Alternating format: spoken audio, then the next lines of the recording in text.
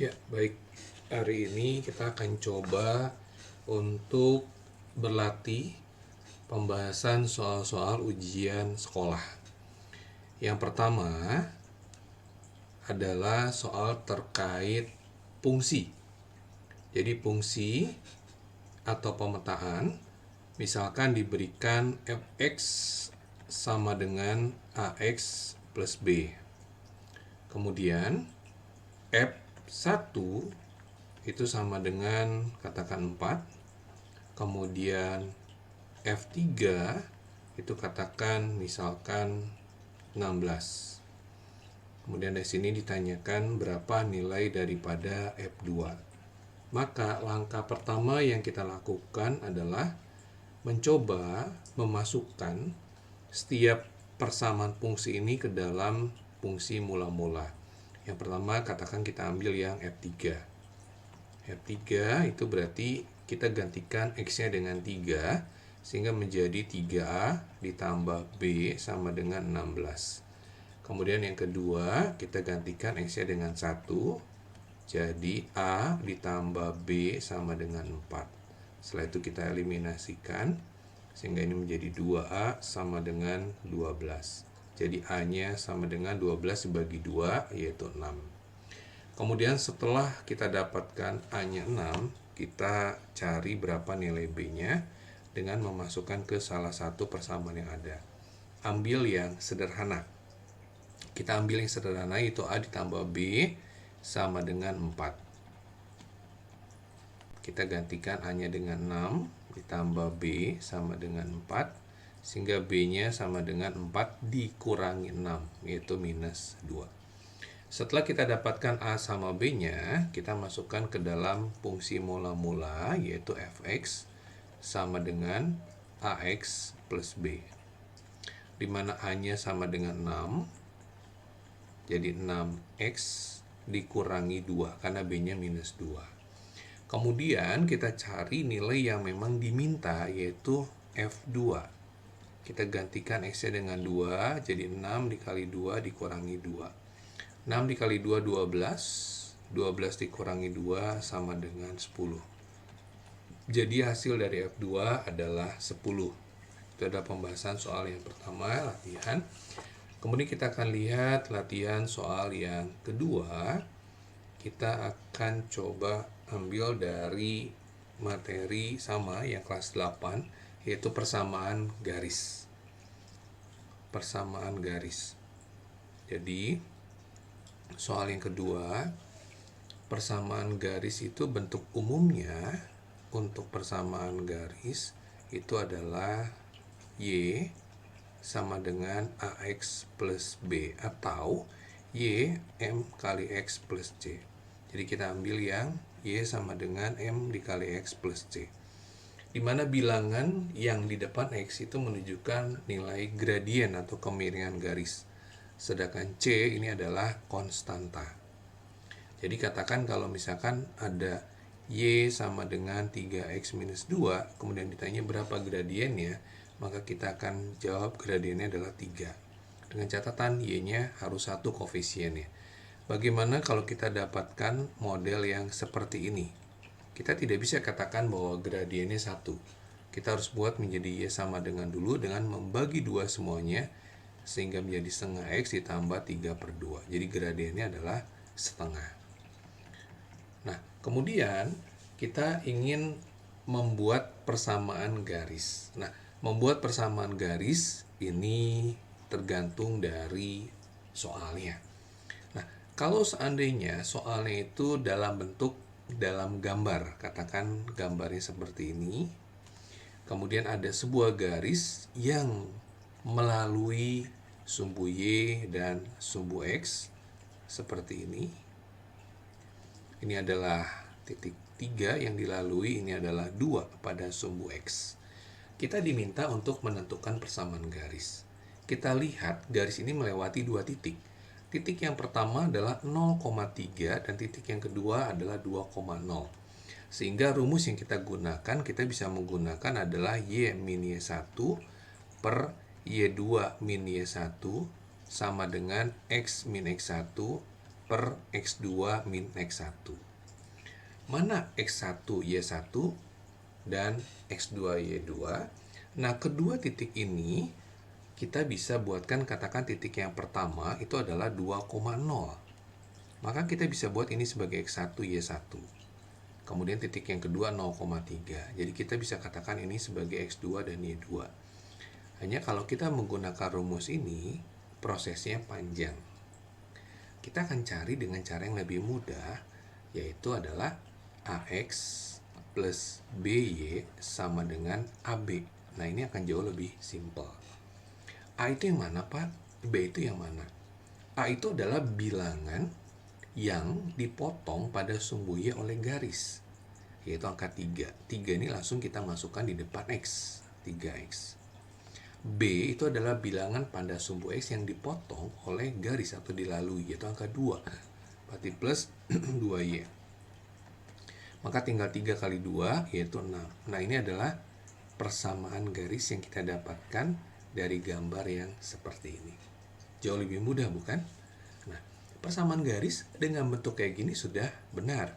Tapi kalau kita ingin buat dalam Y juga, itu lebih baik. Y 2Y sama dengan minus 3X plus 6. Jadi Y sama dengan minus 3 per 2X ditambah 6 dibagi 2 adalah 3. Ini adalah persamaan garis dalam bentuk Y sama dengan. Baik, soal yang berikutnya adalah yang ketiga. Kita akan membuat persamaan garis ya, yang melalui, jadi buatlah persamaan garis ya, yang melalui titik minus 2,1 dan ya tegak lurus ya dengan garis Y sama dengan 6X minus 3. Nah, sebelum kita menjawab ini, kita perlu ketahui dulu ketika ada dua garis yang saling sejajar dan dua garis yang saling tegak lurus, apa hubungannya? Jadi katakan garis yang pertama adalah demikian, garis yang kedua adalah seperti ini. Katakan ini adalah garis K, ini adalah garis, katakan garis S, gitu ya. Nah, garis K dan S ini adalah dua garis yang saling sejajar.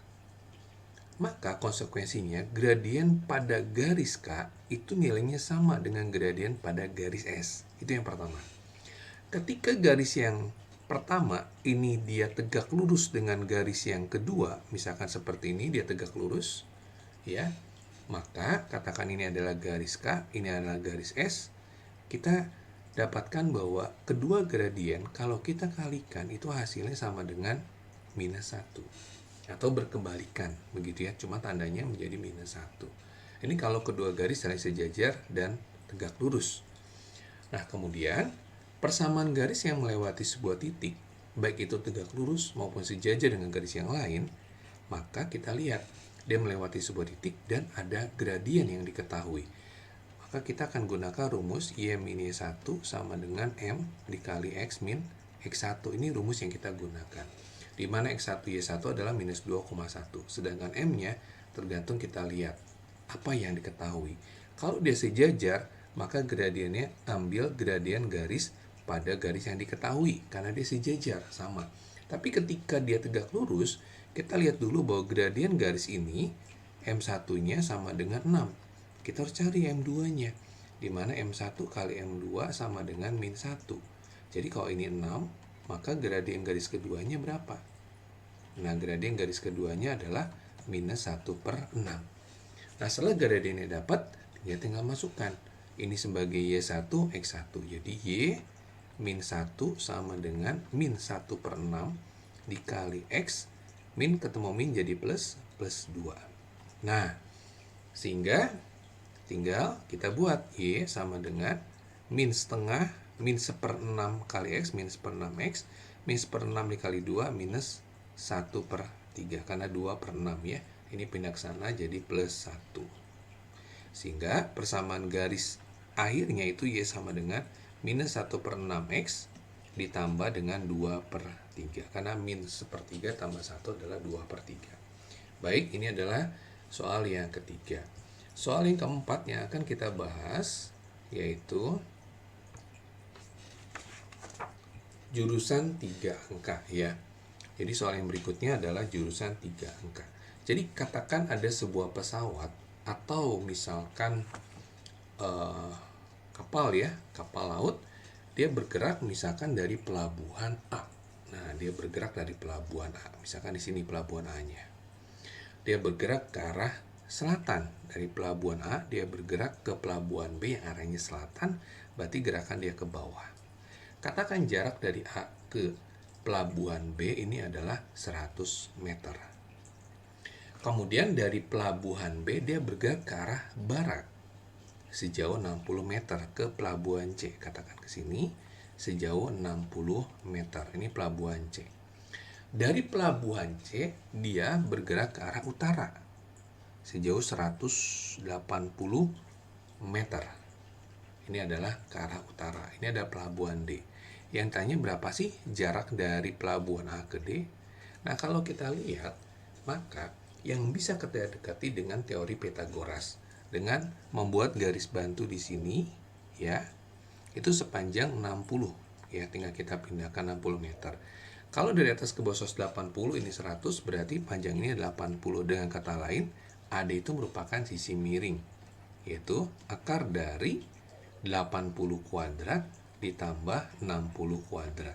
Berarti akar dari 6.400 ditambah 3.600. Jadi akar dari berapa? Ya betul, 10.000. Berarti panjang AD adalah 100 meter. Baik, pembahasan soal yang terakhir, soal yang kelima, yaitu kita bergerak ke peluang ya. Kita bergerak ke peluang. Peluang itu adalah kemungkinan yang terjadi dari sebuah percobaan. Peluang itu tak lepas dari yang namanya ruang sampel. Jadi kalau misalkan kita lemparkan satu koin, maka ruang sampelnya adalah gambar dan angka. Jadi kalau kita lemparkan 2 koin, maka sampelnya adalah 4. Kalau kita lemparkan 3 koin, maka sampelnya adalah 8. 2 kali 2 kali 2.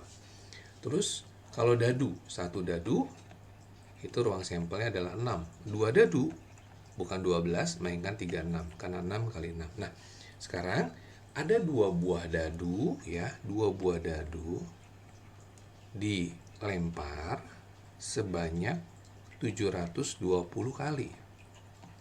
Nah, yang ditanyakan berapakah frekuensi harapan munculnya mata dadu yang berjumlah 7.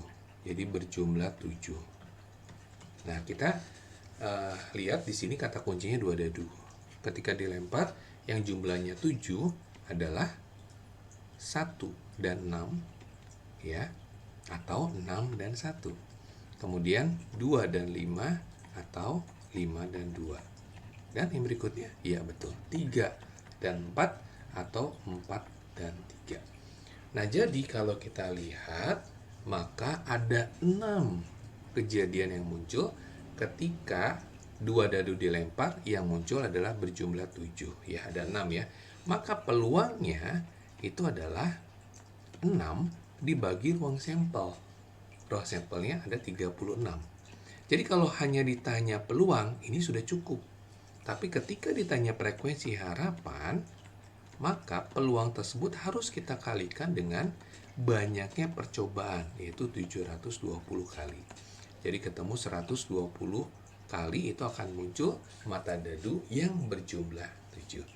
Baik, demikian pembahasan soal-soal persiapan ujian sekolah. Mudah-mudahan menjadi penyemangat dan dapat dipahami dengan mudah. Tetap semangat.